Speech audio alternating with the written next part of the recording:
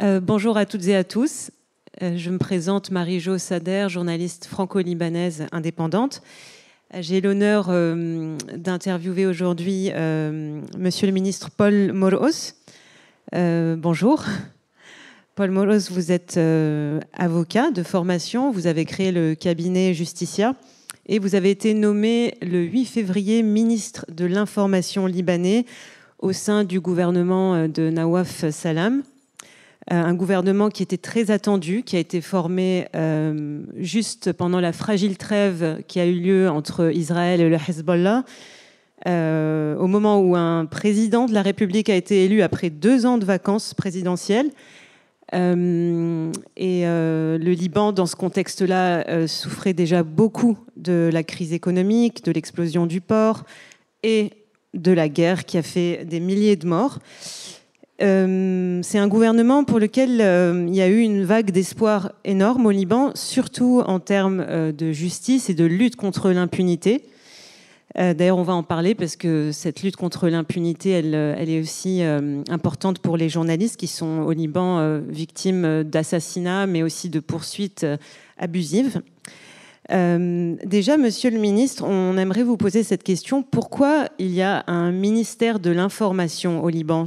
Quel est le rôle d'un ministère de l'information ? Est-ce que c'est contradictoire avec l'activité de la presse ou c'est un organe qui les soutient ? D'abord, bonjour. Je suis très ravi d'être parmi vous aujourd'hui à Marseille. Merci Marie-Jo pour cette introduction. Je vois parmi vous des amis et journalistes venant du Liban et d'ici, de Marseille. Merci de m'avoir ici reçu parmi vous.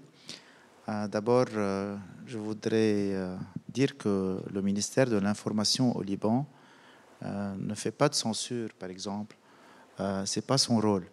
Son rôle, plutôt, c'est d'aider les journalistes et de faire le partenariat avec les journalistes en vue de soutenir leur cause et surtout la liberté d'expression.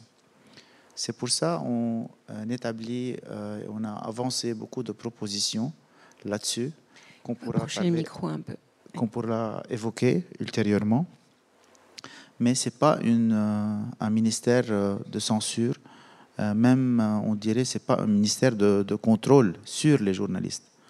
Mais plutôt, c'est un ministère qui est sensibilisé aux besoins des journalistes et qui doit et qui a toujours avancé des propositions de réforme.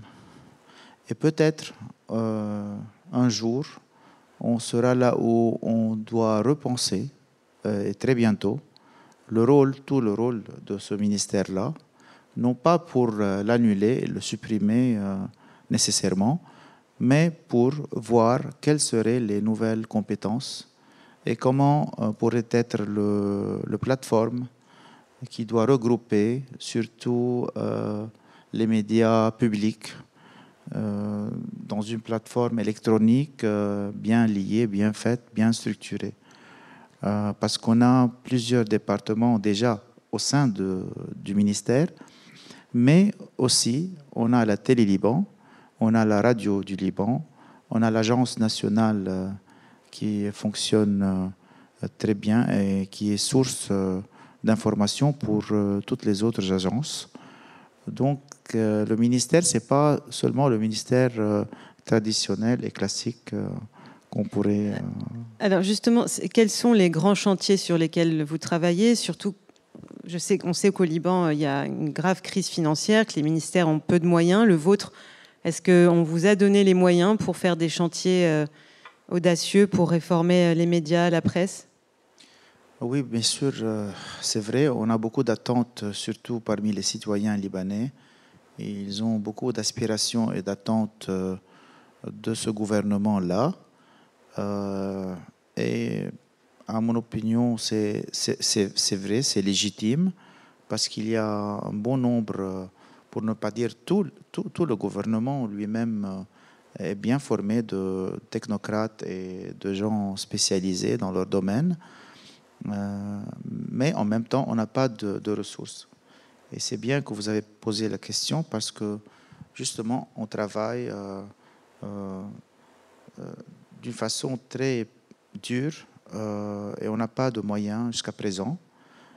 Mais on a la volonté de déployer et de faire de notre mieux, de déployer tous les efforts et donner tout le temps possible pour faire les réformes raisonnables à ce qu'on ait les moyens et les ressources. Est-ce que vous pouvez nous citer quelques exemples sur quoi vous travaillez? Est-ce que, par exemple, la lutte contre la désinformation, les fake news, c'est quelque chose qui est épidémique au Liban? Oui, c'est l'un des projets qu'on avait déjà entamé. Mais en plus, on a d'autres projets, si vous voulez, que je cite, parmi lesquels il y a la réforme, surtout la réforme de la loi sur l'information.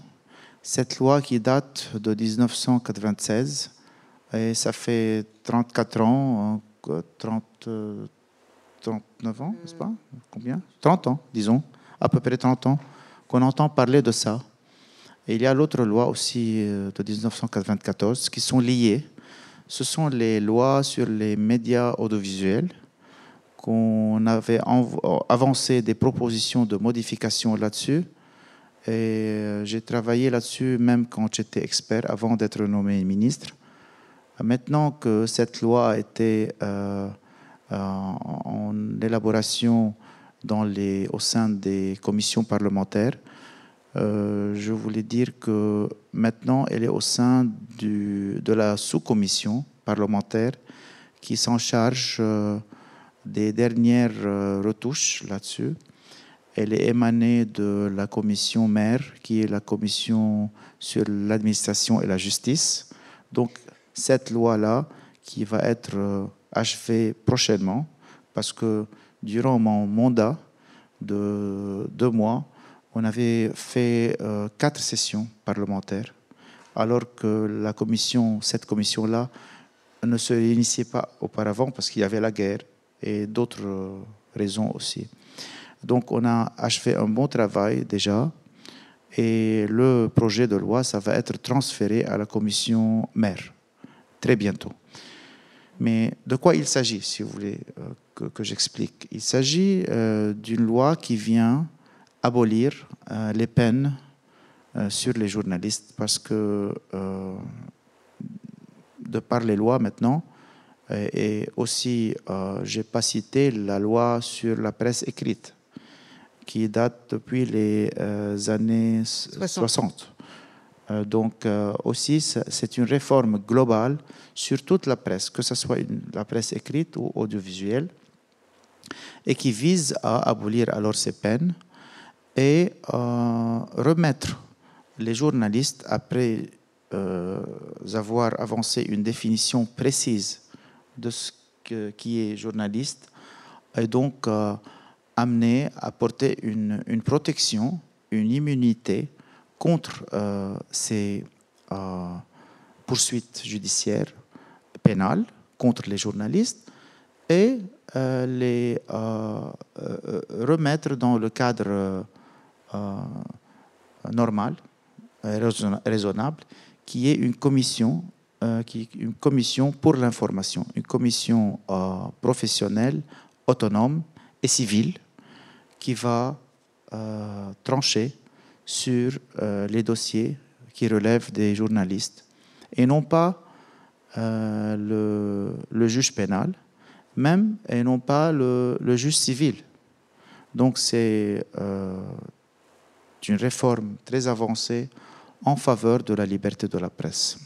Oui, parce que c'est important qu'on le rappelle, au Liban, l'année dernière, Reporters sans frontières a classé le Liban 140e sur 180 au rang de liberté de la presse. On a reculé de 20 points, notamment à cause de ce genre de pratique. Au Liban, les journalistes peuvent être arrêtés arbitrairement, ils peuvent comparaître devant le tribunal militaire, ils peuvent être poursuivis pour insultes et diffamation juste parce qu'ils font leur travail d'enquête. Donc on a l'impression qu'il n'y a absolument pas de protection, et surtout aussi, ils peuvent se faire tuer.